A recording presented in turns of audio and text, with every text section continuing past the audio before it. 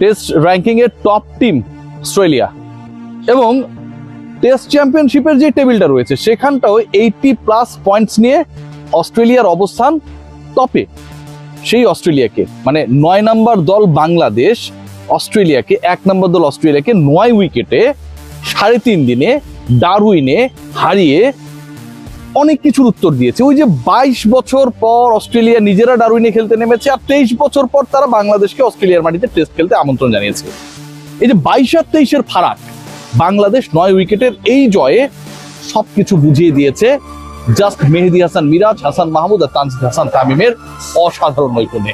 আজকের এই ম্যাচ নিয়ে ডিসকাশন করতে গেলে আমি যেটা লিখেছি, আপনারা যেটা দেখছেন যে টপ লাইনে খুব ক্লিয়ার কাট যে বাংলাদেশের একজন ক্রিকেটার এত ভালো করার পরেও তার আসলে ব্যাড লাক কেন বলতে হচ্ছে, কোন কোন প্যারামিটারে আসলে হাসান মাহমুদের পারফরমেন্সকে প্রশ্ন তোলার কোনো সুযোগ নেই। মানে এই ব্যাপারটাকে আমি এক জায়গায় লক করে আলোচনাটা করতে চাই। কোন বিচারে আসলে মেহেদী হাসান মিরাজকে আনলাকি আমি অ্যাটলিস্ট বলতে চাই, কোন বিচারে মেহেদী হাসান মিরাজ ভাবতেই পারেন যে আসলে তার সাথে যেটা হলো, তিনি যেটা অস্ট্রেলিয়ার সাথে করেছেন সেটা তো অবশ্যই আনফেয়ার। কারণ টপ টিমকে 9 উইকেটে বাংলাদেশ 3.5 দিনে হারায় দিয়েছে, ওদের ইজ্জত মান সম্মান সব ভাই নাই হয়ে গেছে।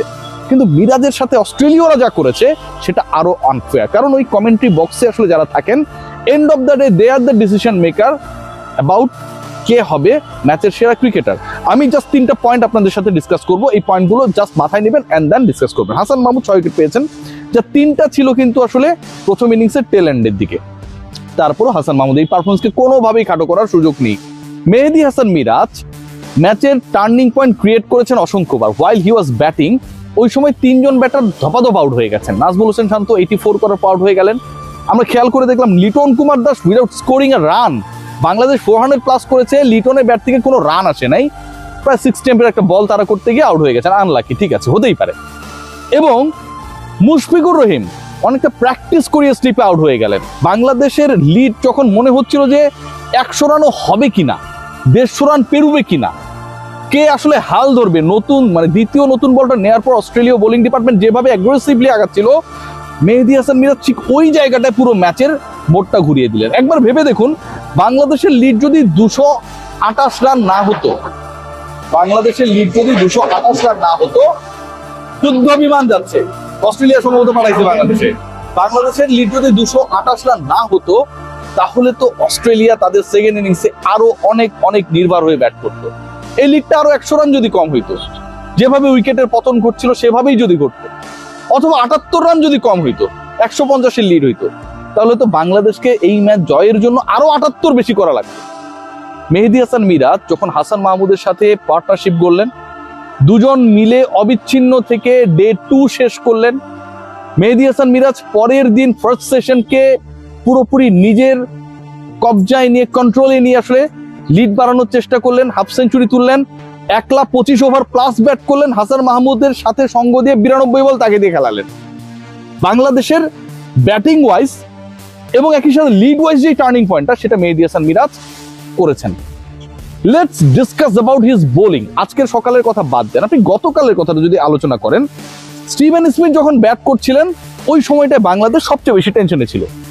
স্টিভেন স্মিথ যখন আউট হয়ে গেলেন ওই সময়টায় বাংলাদেশ সবচেয়ে বেশি স্বস্তি পেল। আলোচনাটা ঠিক ওখানটায়। স্টিভেন স্মিথকে একই লেন্থে বল করে, একই লাইনে বল করে ইনফ্যাক্ট বারবার ব্যর্থ করছিলেন যেন তিনি রান করতে না পারেন। অস্থির হয়ে যাওয়া স্টিভেন স্মিথ যখন একটু ডিফারেন্ট কিছু করার চেষ্টা করলেন, কর্ডেন বোল্ট 44 রানে স্টিভেন স্মিথকে আউট করার মাধ্যমে ওই যে জুটি ভাঙা মেহেদী হাসান মিরাজ যেভাবে তাকে ট্র্যাপ করলেন, অস্ট্রেলিয়া উইকেট হারিয়ে, স্মিথের উইকেট হারিয়ে আলটিমেটলি প্রথম পেসারটা করে দেয়। এর আগে হাসান মাহমুদ 2টা উইকেট নিয়েছেন, মেহেদী হাসান মিরাজ যখন স্মিথকে আউট করেছেন, তার আগে তাইজুল্লাহ হোসেনকে আউট করেছেন। বাংলাদেশ ম্যাচে খুব ভালোভাবে ছিল, ভালোভাবে ফিরে এসেছে। অস্ট্রেলিয়া বাংলাদেশের যে 228-এর লিড, সেটা টপকে অনেক বড় স্কোর করে ফেলবে। স্মিথ এক প্রান্তে, জাস্ট ভাবুন যে স্মিথ এক প্রান্তে রয়েছে, আরেক প্রান্তে ক্যামেরন গ্রিন, উনি সেঞ্চুরি করে ফেলেছেন অলরেডি। এই দুজন যদি সেটেল হয়ে যেতেন, 44-এর স্পিড যদি মেহেদী হাসান মিরাজের ট্র্যাপে না পড়তেন, তাহলে বাংলাদেশের বিপক্ষে অস্ট্রেলিয়ার লিড যেটা 56, 57 রানের টার্গেটে বাংলাদেশ ব্যাট করলো, that could be a different scenario. Steven স্মিথকে আউট করে দ্বিতীয়বার বাংলাদেশকে, প্রথমে ওই যে ব্যাটিং করে দ্বিতীয়বার স্মিথকে আউট করে টার্নিং পয়েন্টে বাংলাদেশের ফেভারে নিয়ে আসলেন, ম্যাচের মোড় ঘুরিয়ে দিলেন মেহেদী হাসান মিরাজ। থার্ড যেই পয়েন্টটা, এটা আরো অবিশ্বাস্য। আজকে সকালের কথা একবার ভাবুন, অল ওয়ার প্রেইং ওই যে 66-67 রান যে ডিফিসিটটা রয়েছে সেটা যেন ঘাটতি পূরণ করে অস্ট্রেলিয়া খুব বড় স্কোর করতে না পারে। So what actually Bangladesh need to do, Bangladesh need to do that time, take early wickets. এবং ক্রিজে যে দুজন ব্যাটার ছিলেন, দে আর সেট, তারা বেশ ভালোভাবেই সেট হয়েছিলেন। Alex Carey and Cameron green, শেষ স্বীকৃত জুটি যেটাকে বলা হচ্ছিল, তারা সেট। এবং এই জুটি ভাঙার ক্ষেত্রে Mehedi Hasan Miraz he played a very vital role. ওয়েবস্টারকে পরে ফেরালেন, তার আগে হচ্ছে অ্যালেক্স ক্যারিকে তিনি লিটন কুমার দাসের ক্যাচে পরিণত করলেন। এই যে দুইটা উইকেটের পতন, এর পরে লাঞ্চের আগে আরো একটা উইকেট, 3-3, মেহেদী হাসান মিরাজ বাংলাদেশের দিন।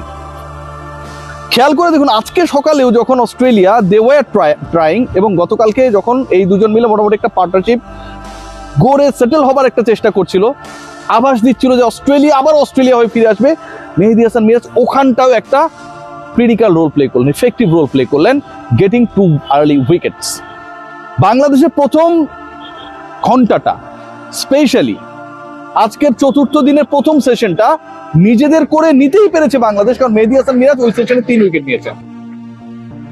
এই যে মেহেদী হাসান মিরাজ, যিনি এই এত আলোচনায় রয়েছেন অস্ট্রেলিয়ার মাটিতে খেলতে গিয়ে, অস্ট্রেলিয়ায় খেলতে গিয়ে বাংলাদেশের একজন অফ স্পিনার এত আলোচনায় রয়েছেন, এত কথা, এত বকবক আমি করছি, আমি এত কথা বলছি একজন ক্রিকেটারের পারফরমেন্স নিয়ে, যিনি এই পারফরমেন্সটা করেছেন অস্ট্রেলিয়ার সয়েলে।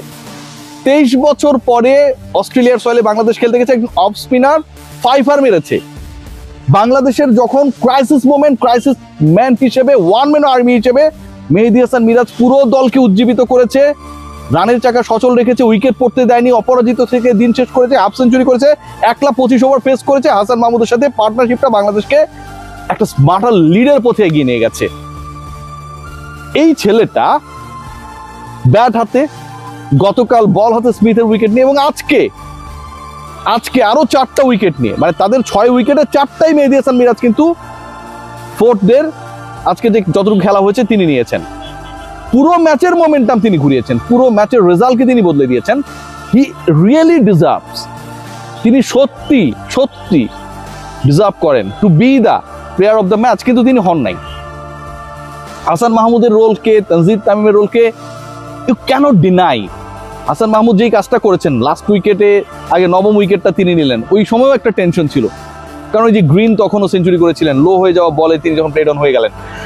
ওভারঅল হাসান মাহমুদের পারফরমেন্সকে আপনি ছোট করতে পারবেনই না, কোনোভাবেই না, কারণ বাংলাদেশকে আসলে স্বপ্নটা দেখিয়েছে হাসান মাহমুদ 6 উইকেট নিয়ে 200 আগে অস্ট্রেলিয়াকে অল আউট করে দিয়ে। বাট প্রত্যেকটা সেশনে খেয়াল করে দেখুন, প্রত্যেকটা সেশনে মেহেদী হাসান মিরাজ আজকের দিনে প্রথম সেশনে, গতকালকে লাস্ট সেশনে, তার আগের দিনে ফার্স্ট সেশনে মোমেন্টাম ক্রিয়েশনের ক্ষেত্রে অনবদ্য ভূমিকা পালন করেছেন একলা। আনলাকি বলতেই হবে, মেহেদী হাসান মিরাজকে আনলাকি বলতে হবে। এবং আমার কাছে মনে হয় অস্ট্রেলিয়া যতটা unlucky by defeated by Bangladesh, যে আজকে কতটা তারা অসহায়, তাদের পুরো কাঠামো চেঞ্জ করার কথা রিকি পন্টিংরা বলছেন, ব্রিটিশরা বলছেন, তারা কতটা আনলাকি, তাদের থেকেও আমার কাছে মনে হয় to some extent Mehedi Hasan Miraz is very much unlucky. কারণ অস্ট্রেলিয়ায় গিয়ে ওই কন্ডিশনে আপনি যখন ফাইফার মারবেন, হাফ সেঞ্চুরি করবেন, দলকে জেতাবেন, এমন মোমেন্টাম ক্রিয়েট করবেন যেটা আলটিমেটলি আপনার দলকে ফ্লিপ করবে তার পারফরমেন্সকে, ওই জায়গায় প্লেয়ার হিসেবে সেরা হতে না পারা, ব্যাটে বলে নৈপুণ্য দেখানোর পরও আমার কাছে মনে হয় যে ডেফিনেটলি আনলাকি হওয়ার মতো যথেষ্ট রিজন রয়েছে। সবাই ভালো থাকবেন, টেক গ্রেট কেয়ার। এটা আমার খুবই পার্সোনাল ডিসকাশন, আমার কাছে মনে হয় Miraz should be given the man of the match prize.